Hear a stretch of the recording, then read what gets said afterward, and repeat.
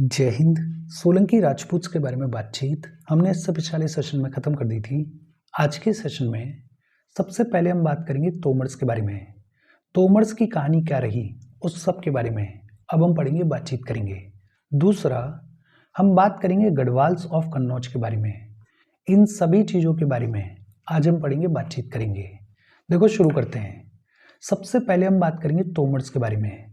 Basic introduction के तौर पर अगर बात करें तो ये जो तोमर्स हैं, इन्होंने हरियाणा वाले रीजन को रूल किया।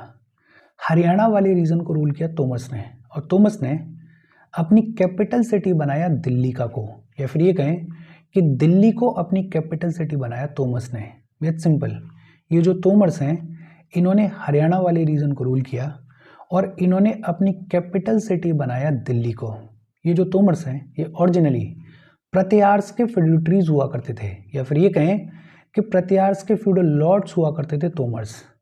मेडिवल टाइम्स के अंदर जो बार्डिक लिटरेचर देखने को मिलती है, बार्डिक लिटरेचर क्या होती है? आपने सुना होगा बार्ड्स के बारे में। बार्ड्स का काम क्या होता था? बार्ड्स का काम होता था कथा, कहानी, किस्से सुनाना। और ये जो बार्ड्स हैं ये यूजुअली रूरल एरियाज में देखने को मिलते थे। इन्हीं के लिटरेचर को क्या बुलाया जाता है?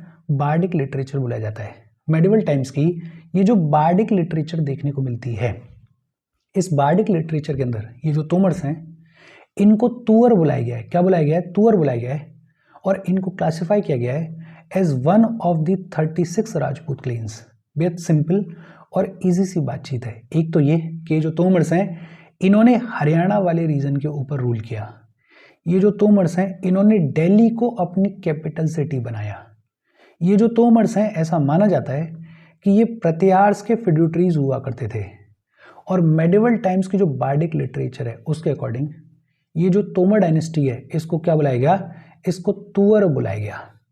ये जो तोमर्स हैं ये कॉन्स्टेंटली चहामन्स के साथ में कॉन्फ्लिक्ट में रहेंगे।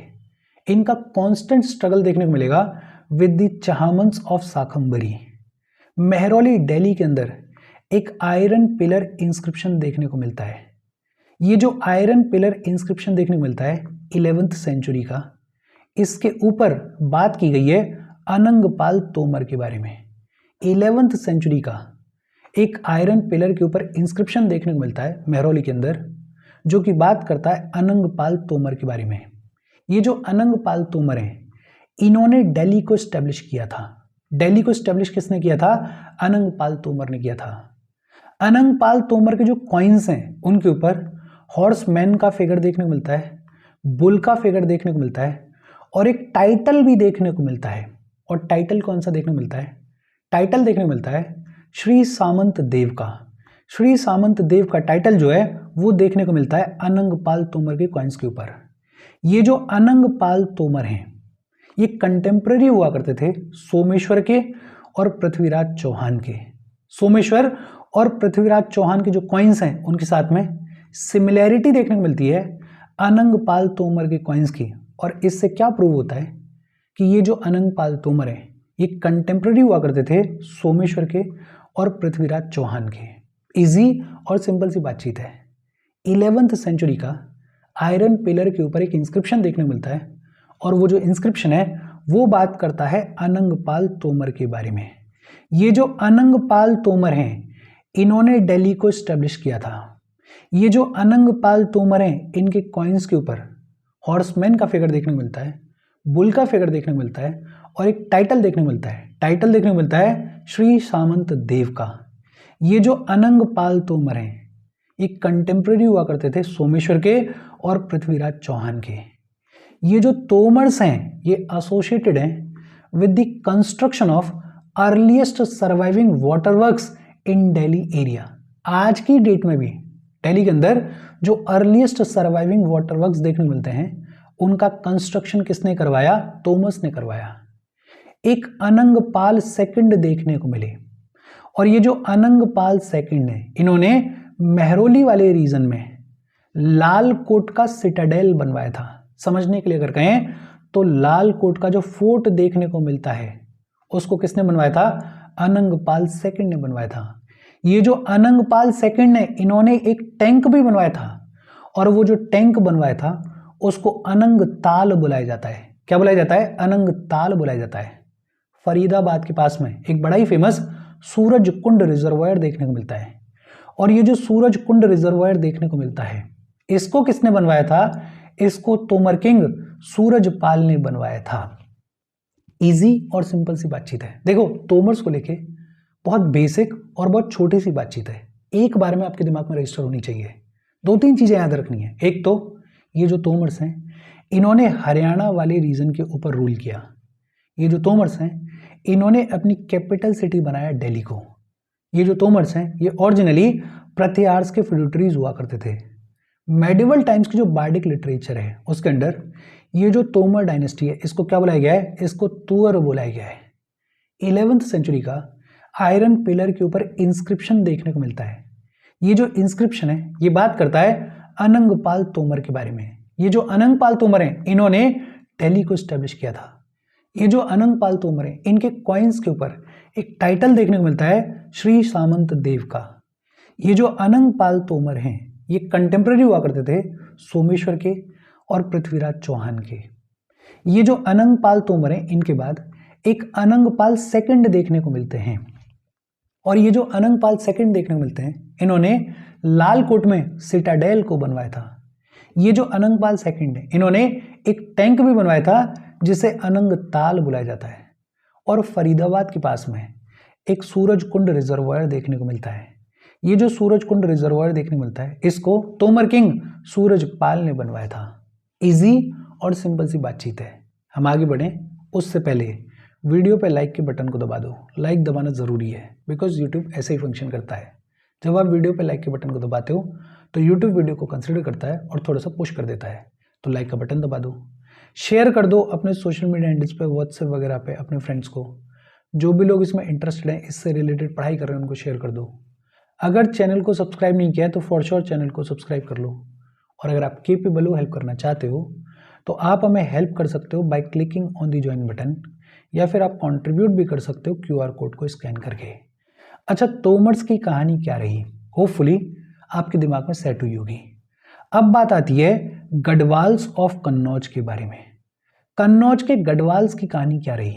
एक बात तो ये कि ये जो कन्नौज के गढ़वाल्स हैं, ये सूर्यवंशी क्षत्रिय हुआ करते थे। कन्नौज के जो गढ़वाल्स हैं वो सूर्यवंशी क्षत्रिय हुआ करते थे। लेकिन जो ज़्यादा इंपॉर्टेंट चीज़ है वो क्या है? राजपूत्स के अंडर एक राठौड़ क्लेन देखने को मिलता है। ये जो राठौड़ क्लेन देखने को मिलता है, ये ऑरिजिनेट हुआ इसी गढ़वाल डायनेस्टी से। ये जो गढ़वाल डायनेस्टी है कन्नौज की, जिसके बारे में अभी हम पढ़ रहे हैं, उसी से ओरिजिन देखने को मिलता है राठौड़ क्लेन ऑफ राजपूत्स का। तो एक बात तो ये कि जो कन्नौज के गढ़वाल्स हैं, ये सूर्यवंशी क्षत्रिय हुआ करते थे। और दूसरी बात ये कि राजपूत्स की ये जो राठौड़ क्लेन है, इसका ओरिजिन इसी गढ़वाल डायनेस्टी से देखने को मिलता है। ये जो कन्नौज के गढ़वाल्स हैं, इस डायनेस्टी के फाउंडर कौन थे? इस डायनेस्टी के फाउंडर थे चंद्रदेव।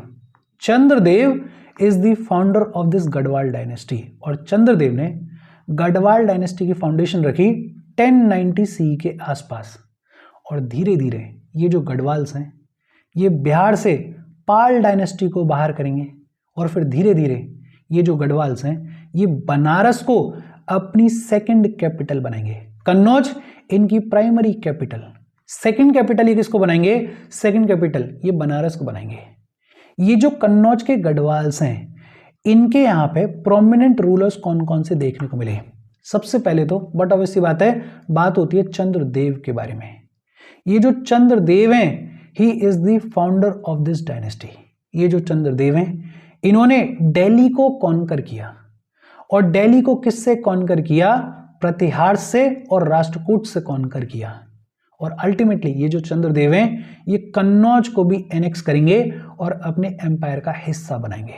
तो एक इंपॉर्टेंट चीज, ये जो चंद्रदेव हैं, he is the founder of this dynasty.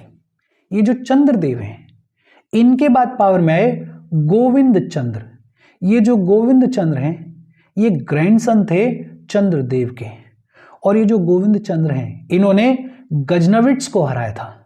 गजनविट्स को हराया था और अपने फादर मदन चंद्र को रिलीज करवाया था। मदन चंद्र, जिनको गजनविट्स ने कैप्चर कर लिया था, उनको रिलीज भी करवाया था।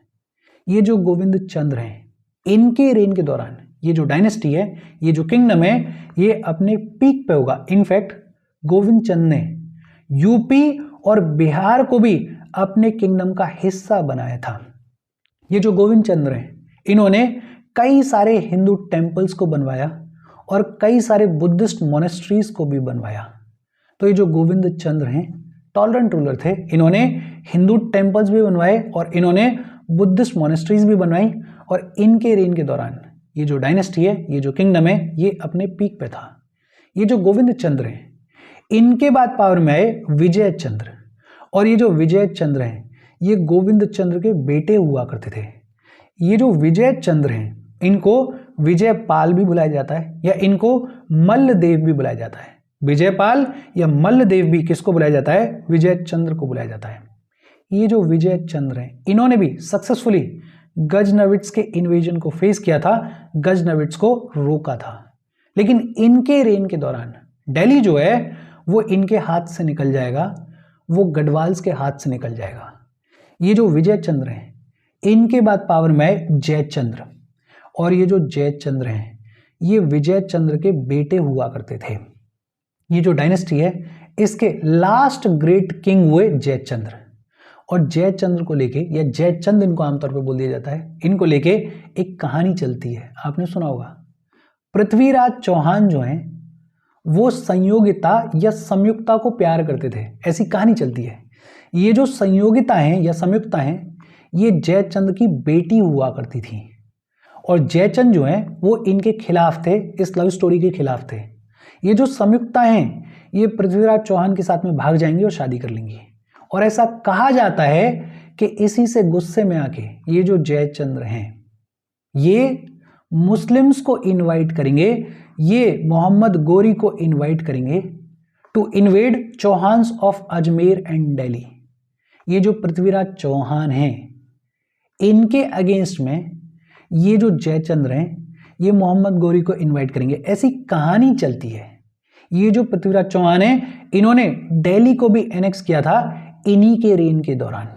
एक तो दिल्ली जो कि प्राइमरी सेंटर हुआ करता था, उसको एनेक्स कर लिया, और दूसरा इनकी बेटी जो है वो पृथ्वीराज चौहान के साथ में भाग गई, ऐसी कहानी चलती है। और इस सब से गुस्सा होके ये जो जयचंद्र हैं, ये मुस्लिम्स को बुलाएंगे, ये मोहम्मद गोरी को बुलाएंगे to invade Chauhans of Ajmer and Delhi. ये जो जयचंद्र हैं, इनको लक्ष्मण सेन ने हराया था। बंगाल के जो लक्ष्मण सेन है, उन्होंने इनको हराया था। और लगभग 1194 सी में कन्नौज के ऊपर मोहम्मद गोरी का अटैक देखने को मिलेगा। एक बैटल होगी, बैटल ऑफ छंदवारा। ये जो बैटल ऑफ छंदवारा है, इसमें जयचंद्र को मोहम्मद गोरी जो है वो हरा देंगे। मोहम्मद गोरी जयचंद्र को हरा देंगे इस बैटल ऑफ छंदवारा में। और सब्सिक्वेंटली ये कहा जाता है कि ये जो जयचंद्र हैं, इस हार के बाद गंगा में डूब के मर जाएंगे। और इनका जो किंगडम है उसके ऊपर किसका कंट्रोल हो जाएगा? उसके ऊपर मोहम्मद गोरी का कंट्रोल स्टैब्लिश हो जाएगा।